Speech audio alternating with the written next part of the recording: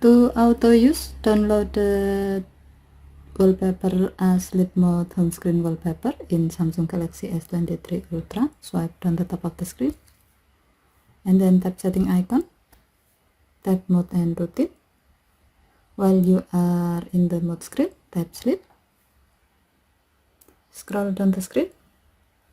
Under wallpaper section, tap home screen thumbnail. Scroll down the screen. Tap downloaded to see all wallpapers you have downloaded or bought before from Galaxy thing. Select the desired wallpaper you like to use. Here you can see the preview of this wallpaper. If you are okay with the result, tap down button. By doing this, now the selected wallpaper will automatically be used as your home screen wallpaper when the sleep mode is active.